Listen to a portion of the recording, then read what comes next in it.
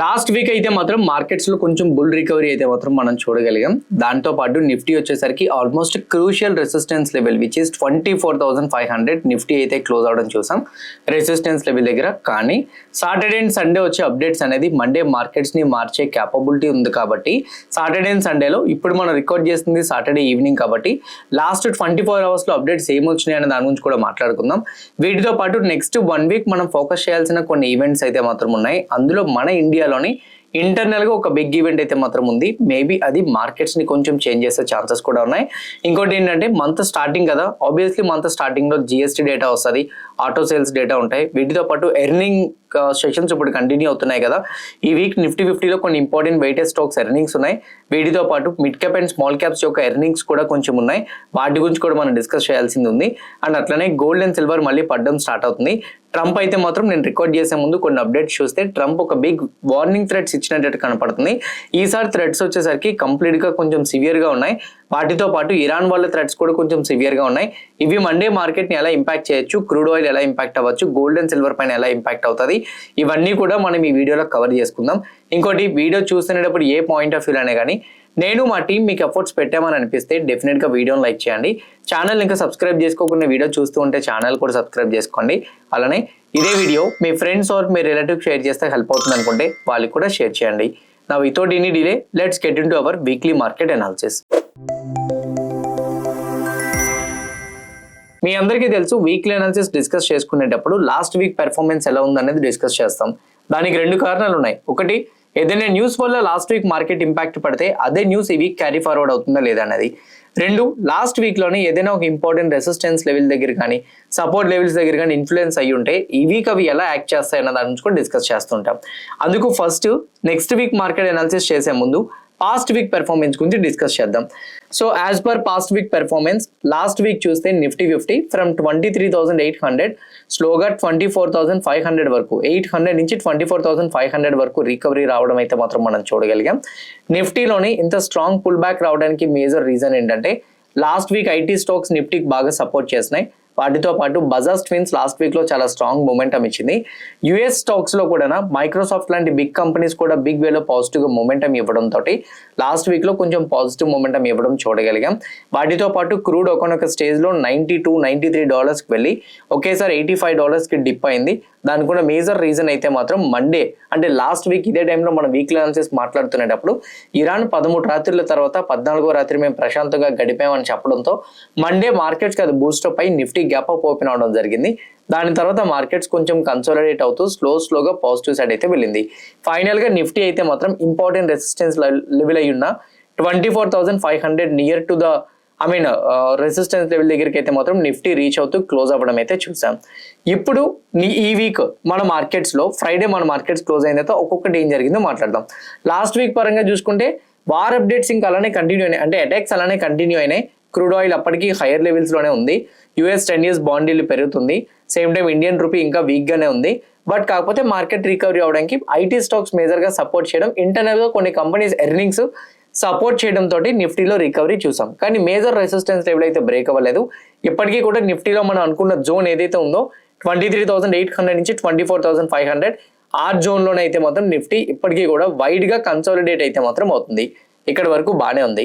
Friday మన markets close అయిపోయిన తర్వాత యుఎస్ మార్కెట్స్ లో ఏం జరిగింది? యుఎస్ మార్కెట్స్ పరంగా చూస్తే డౌ జోన్స్ 163 పాయింట్స్ పాజిటివ్ గా మూవ్ అయితే నాస్డాక్ 71 పాయింట్స్ మాత్రమే పాజిటివ్ గా మూవ్ అయింది. యూరోపియన్ మార్కెట్స్ మిక్స్డ్ లో క్లోజ్ అయినాయి. ఏషియన్ మార్కెట్స్ ఫ్యూచర్స్ అయితే మాత్రం కొంచెం నెగిటివ్ గా క్లోజ్ అయినట్టు కనపడుతున్నాయి. గిఫ్ట్ నిఫ్టీ అయితే మాత్రం కరెంట్లీ అప్రాక్సిమేట్లీ వచ్చేసరికి కరెంట్లీ గిఫ్ట్ నిఫ్టీ అయితే న్యూట్రల్ ఓపెనింగ్ అయితే మాత్రం చూపెడుతుంది. ఏడిఆర్స్ కూడా మిక్స్డ్ గానే క్లోజ్ అయినాయి. ఇండియన్ రూపీ పరంగా చూసుకుంటే ఫ్రైడేకి అయితే మాత్రం 95.4 దగ్గర ఇండియన్ రూపీ క్లోజ్ అయింది. కమోడిటీస్ లో క్రూడ్ చూస్తే బ్రెంట్ ఆయిల్ అయితే మాత్రం 87.93 దగ్గర ఉంటే క్రూడ్ ఆయిల్ WTI 84.67 దగ్గర అయితే మాత్రం ఉంది. Brent oil, crude oil WTI రెండు కూడా సంవాట్ పాజిటివ్ గానే మూవ్ అవుతూ 1% ఈచ్ అయితే మాత్రం ఫ్రైడే హైయర్ సైడ్ అయితే మూవ్ అయినాయి. ఫ్రైడే యుఎస్ మార్కెట్స్ కొంచెం మిక్స్డ్ గా క్లోజ్ అవడానికి రీజన్ ఏంటంటే టెక్ రిలేటెడ్ స్టాక్స్ లో కొంచెం కరెక్షన్ అయితే మాత్రం వచ్చింది. మేజర్గా మీరు చూస్తే ఇంటెల్ వచ్చేసరికి 5% డ్రాప్ అయింది, advance micro devices 5.8%, micron technologies 8.7%, space X company 4% crash అయింది, టెస్లా 2% ఫాల్ అయితే యాపిల్ 1% డ్రాప్ అయింది. అమెజాన్, మైక్రోసాఫ్ట్ లాంటి కంపెనీస్ మాత్రమే కొంచెం పాజిటివ్గా మొమెంటం ఇచ్చినాయి. రెస్ట్ ఆఫ్ ద కంపెనీస్ అన్ని కూడా టెక్ రిలేటెడ్ స్టాక్స్ లో ఫాల్ రావడం బట్టి నాస్డాక్ లో కొంచెం మిక్స్డ్ గా క్లోజ్ అవడం చూసాం. అది డౌ జోన్స్ ని పెద్దగా మొమెంటం ఇచ్చేలాగైతే మాత్రం చేయలేకపోయింది. Now Friday US markets close అయిన తర్వాత కూడా ఏం జరిగింది దాని పరంగా చూసుకుంటే ఫస్ట్ మాట్లాడాల్సిందంతా కూడా మేజర్గా అయితే మాత్రం వార్ రిలేటెడ్ న్యూసే. సో వార్ రిలేటెడ్ న్యూస్ పరంగా మనం మాట్లాడుకుంటే మెయిన్ పాయింట్ ఇక్కడ చూడండి, ట్రంప్ సైడ్ నుంచి అయితే మాత్రం ఒక ఇంపార్టెంట్ అనౌన్స్మెంట్ వచ్చినట్టు ఇక్కడ కనపడుతుంది. మిడ్ నైట్ 12:16కి వచ్చింది ఇది.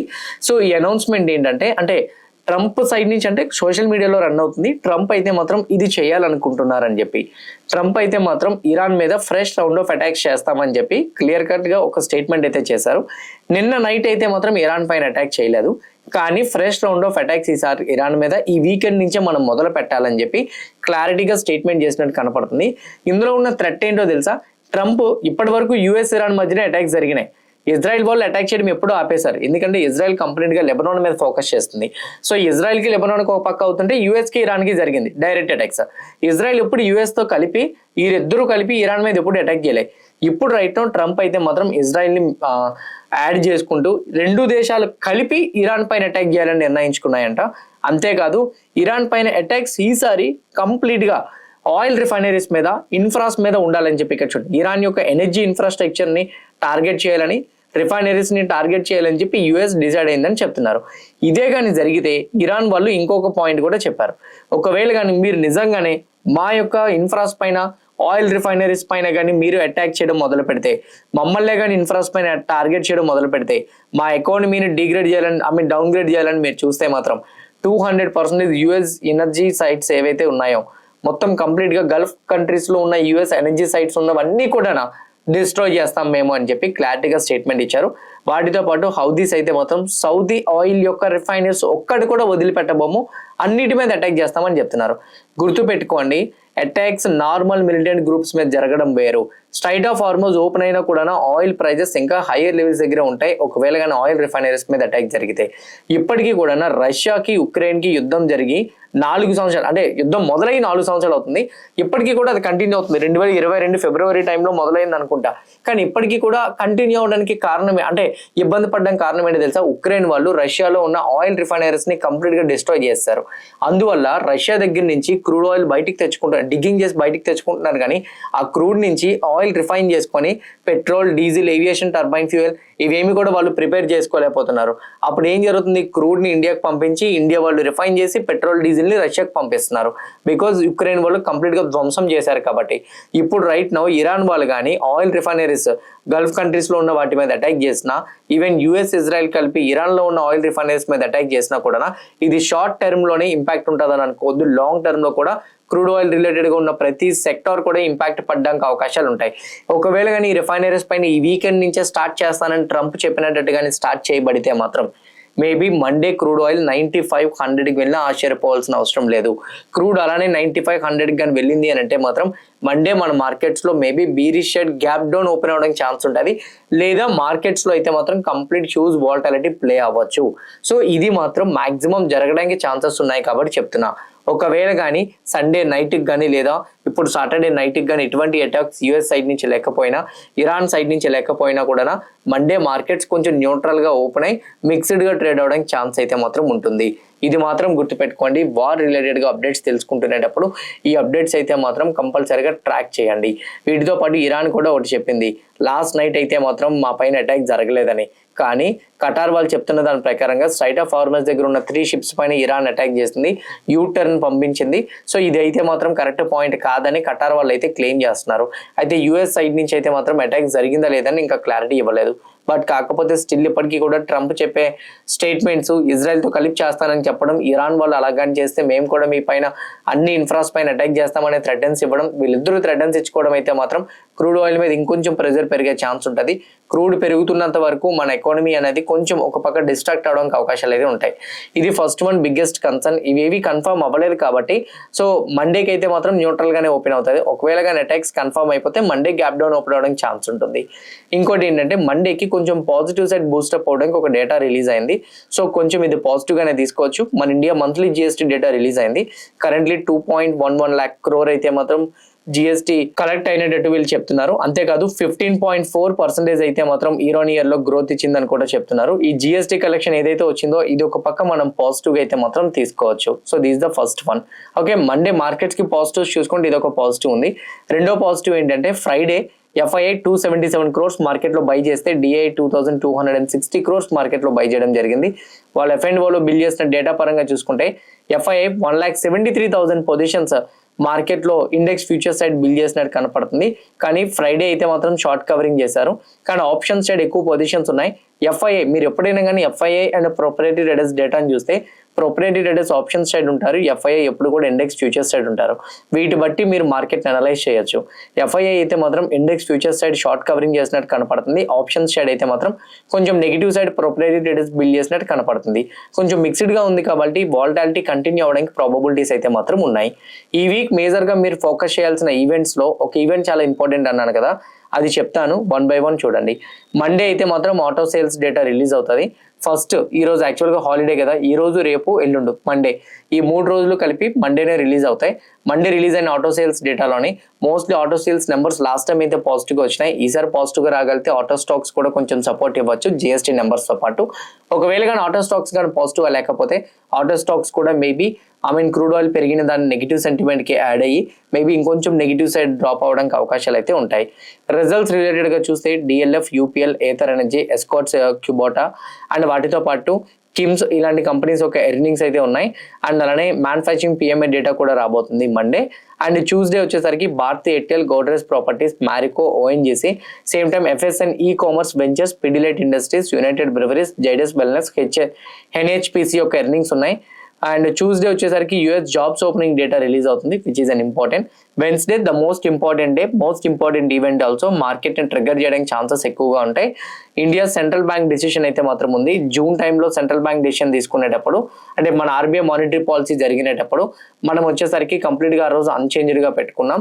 ఈ రోజు అన్చేంజ్డ్ గా ఉంటుందా ఏంటి అనేది చాలా ఇంపార్టెంట్. వీటితో పాటు క్రూడ్ ఆయిల్ మళ్ళీ స్పైక్ అవుతుంది కదా, ఇంట్రెస్ట్ రేట్స్ హైక్ చేయాలన్న దాని గురించి కమిటీ మెంబర్స్ ఎలాంటి కైండ్ ఆఫ్ డెసిషన్స్ తీసుకుంటారు ఇంపార్టెంట్. ఓటింగ్ ఎలా ఉంటుంది important. Economic projection, GDP projection, financial పరంగా ఏమైనా చేంజెస్ తీసుకొస్తున్నారా, రూల్స్ ఏమైనా మారుతున్నాయా, ప్లాస్టిక్ నోట్స్ తీసుకొస్తా అంటున్నారు, వాటి గురించి ఇలా చాలా అప్డేట్స్ మాట్లాడాల్సి ఉన్నాయి. RBI మీటింగ్ అనేది బేసిక్ గా మార్నింగ్ 10 o'clock స్టార్ట్ అవుతుంది. బట్ 10:30కి కాన్ఫరెన్స్ స్టార్ట్ అవుతుంది. ఆ కాన్ఫరెన్సే మార్కెట్స్ కి చాలా కీలకం. ఎనీథింగ్ కాన్ఫరెన్స్ లో కానీ నెగిటివ్ స్టేట్మెంట్స్ ఉంటే మార్కెట్ డిప్ అవ్వచ్చు, పాజిటివ్ స్టేట్మెంట్స్ ఉంటే మార్కెట్ పైకి వెళ్ళే ఛాన్స్ ఉంది. అందుకే Wednesday RBI interest rate decision అయితే మాత్రం కొంచెం జాగ్రత్తగా చూడడానికి ప్రయత్నించండి. దాని తర్వాత రిజల్ట్స్ వచ్చేసరికి power grid, Aster DM, Aurobindo pharma, Berger paints, Biocon, Whirlpool of India, Cummins India లాంటి కంపెనీస్ అయితే మాత్రం వెన్స్డే ఎర్నింగ్స్ రాబోతున్నాయి. అలానే India final service PMI data కూడా వెన్స్డే రాబోతుంది. థర్స్డే వచ్చేసరికి Hero Moto corporation, Lupin, Britannia industries, Fortis health care, LIC, Trent Apollo tyres and అలానే blue star premier energy ఒక నెంబర్స్ రిలీజ్ అవబోతున్నాయి. రిజల్ట్స్ వచ్చేసరికి థర్స్డే. అండ్ అట్లానే థర్స్డే జాబ్లెస్ క్లెయిమ్స్ డేటా కూడా ఉంది. ఫ్రైడే మన మార్కెట్ క్లోజ్ అవుతున్న టైంకి ఆల్మోస్ట్ 132కి వస్తుంది SBI ఎర్నింగ్స్. వాటితో పాటు Titan, Hindalco, Godrej consumer products, oil India లాంటి కంపెనీస్ కూడా నెంబర్స్ రిలీజ్ అవబోతున్నాయి. Indian bank loan and deposit growth, China export import data, US unemployment data కూడా ఉన్నాయి. ఇవి కీ ఈవెంట్స్ మీరు ఫోకస్ చేయాల్సింది. వీటన్నిటిలో ఇంపార్టెంట్ ఈవెంట్ ఏదైనా ఉంది అంటే RBI మానిటరీ పాలసీ వెన్స్డే. ఇది మాత్రం మార్కెట్స్ ని డిసైడ్ చేసే ఛాన్స్ ఉంటుంది ఆ రోజు. మనకి ఇంటర్నల్ గా ఈవెంట్ ఉంది కాబట్టి ట్యూస్డే మాక్సిమం పొజిషన్స్ ని క్యారీ ఫార్వర్డ్ చేయొద్దు. వెన్స్డే ఆఫ్టర్నూన్ 12 వరకు, మార్నింగ్ 9:50 నుంచి ఆఫ్టర్నూన్ 12 వరకు ట్రేడ్స్ అయితే ట్రేడ్ చేయొద్దు. August 3rd నుంచి అయితే మాత్రం F&O ట్రేడింగ్ టైమింగ్స్ చేంజ్ అవుతున్నాయి. ఇది కూడా మీకు తెలుసు అనుకుంటా already. Now coming to the technical analysis. నా వ్యూ అయితే మాత్రం నిఫ్టీ 23,800 నుంచి 24,500 ఈ రేంజ్ లోనే ట్రేడ్ అవుతుంది అనుకుంటున్నా. ఒకవేళ కానీ ఈ 2 రోజుల్లో అటాక్స్ జరగకుండా ఎక్కడైనా కానీ పీస్ డీల్ గురించి ఫైనలైజ్ చేసి సరే ఇస్లామాబాద్ లో మీట్ అవుదామని US అండ్ ఇరాన్ ఇద్దరు అగ్రీ అయ్యిగాని వస్తే మాత్రం మేబీ మండేకి క్రూడ్ ఆయిల్ క్రాష్ అవుతుంది. అది 24,500. ఆ క్రాష్ అనేది నిఫ్టీ 24,500 బ్రేక్ చేయడానికి ఛాన్స్ ఉంటుంది. నిఫ్టీ ఈసారి 24,500 బ్రేక్ అయితేనే స్ట్రాంగ్ బుల్ మొమెంటం వస్తుంది.